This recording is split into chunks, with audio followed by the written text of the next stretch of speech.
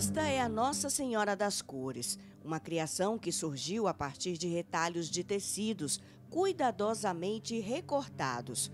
Uma junção de verde, de azul, de laranja, de amarelo, de vermelho.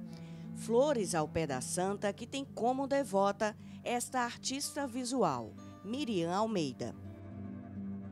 As tardes em casa são assim. Entre os painéis, os recortes, a combinação de imagens transformadas em quadros.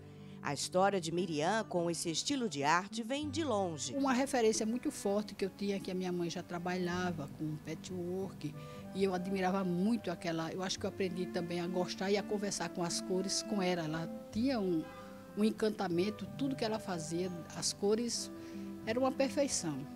E eu acho que eu aprendi, de uma certa forma, a conversar com essas cores e criar formas para essas cores. Eu fiz muitas tentativas, eu mexi com móveis, eu fiz tapeçaria, eu bordei espelhos, molduras para espelho, mas sempre eu não tinha vontade de repetir. Eu fazia um, dois e enjoava.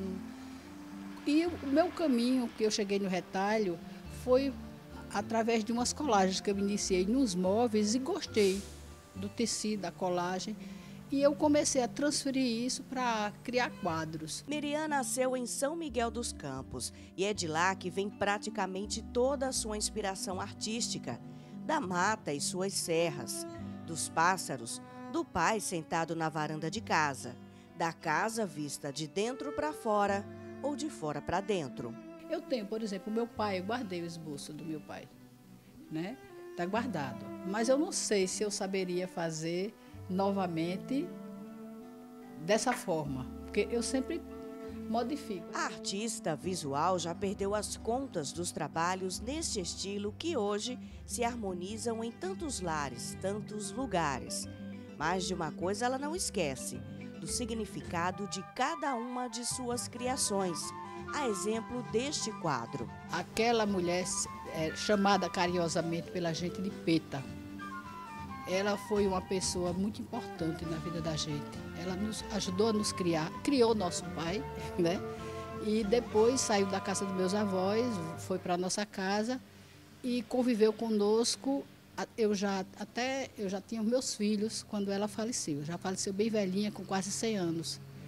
E ela foi assim, uma avó, uma mãe. A gente tomava a benção Peta, eu não dormia sem tomar a benção Peta.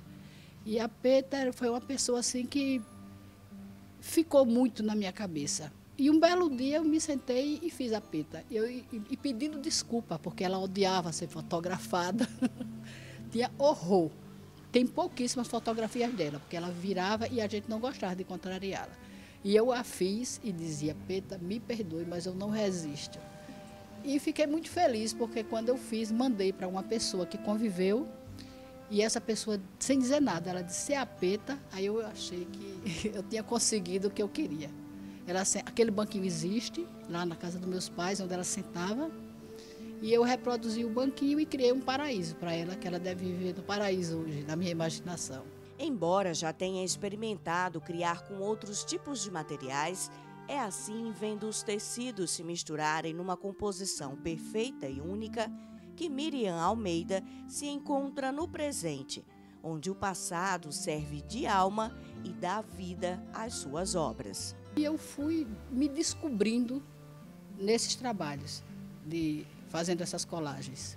São coisas que estão muito impregnadas nas minhas raízes, né? Geralmente, e às vezes eu dou título e às vezes eu não dou. Mas normalmente quando eu faço, eu sei o que é. Quando eu termino um trabalho, eu já estou pensando em outro.